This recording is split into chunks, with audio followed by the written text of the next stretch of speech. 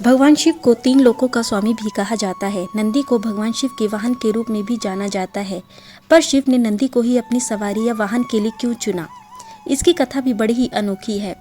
पौराणिक कथा के अनुसार ऋषि शिलाद ब्रह्मचारी थे। वे एक ऐसा पुत्र चाहते थे जिस पर भगवान शिव की असीम कृपा हो। इसी कारण उन्होंने घोर तपस्या की। उनकी तपस्या से प्रसन्न होकर भगवान शिव प्रकट हुए और उनसे वरदान मांगने को कहा। तब ऋषि शिलाद ने कहा कि मैं एक ऐसा बालक चाहता हूँ जिस पर आपकी भक्ति और आपकी असीम कृपा रहे।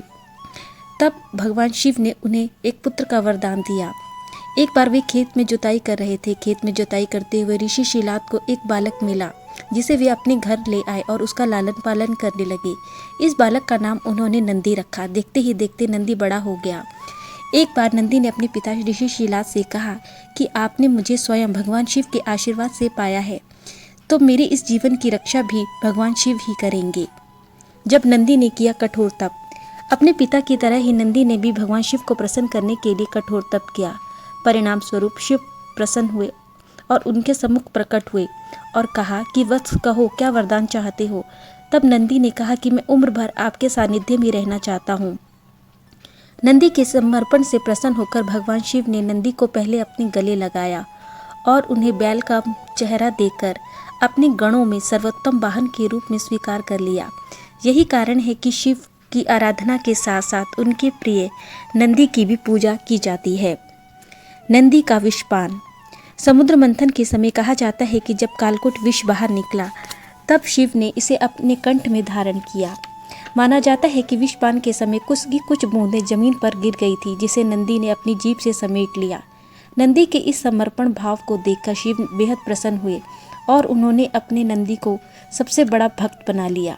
इसी कारण शिव भक्त अपनी मनोकामना को पूरा करने के लिए प्रिय नंदी का सहारा लेते हैं, क्योंकि शिव अधिक समय तपस्या में रहते हैं और उनकी तपस्या में विघ्न न पड़े, इसीलिए लोग अपनी समस्या नंदी जी के कानों में बोलकर चले जाते हैं और लोगों की प्रार्थना को वही भगवान शिव तक पहुंचाते हैं। शिवलिंग के सामने नंदी जी के रहने का रहस्य।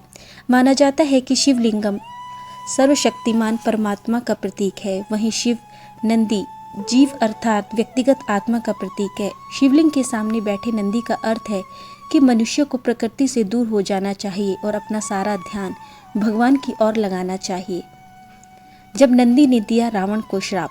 पौराणिक कथा के अनुसार एक बार रावण शिव जी से मिलने कैलाश पर्वत गया। वहां पहुंचने पर जब उन्होंने नंदी को देखा तो वह जोर जोर से हंसने लगा और नंदी का मजाक उड़ाते हुए कहने लगा कि तुम्हारी शक्ल तो बिल्कुल एक वानर जैसी है।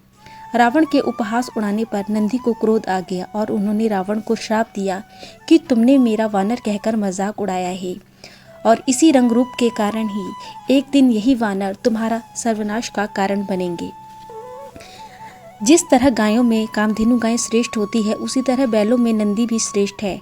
बैल का चरित्र उत्तम और समर्पण भाव वाला बताया गया है। इसके अलावा वह बल और शक्ति का भी प्रतीक है। बैल को मोह माया और भौतिक इच्छाओं से परे रहने वाला प्राणी माना जाता है। यही कारण है कि भगवान शिव ने बैल को अपना वाहन बनाया। भगवान शिव का चरित्र भी बैल के समान ही माना गया है।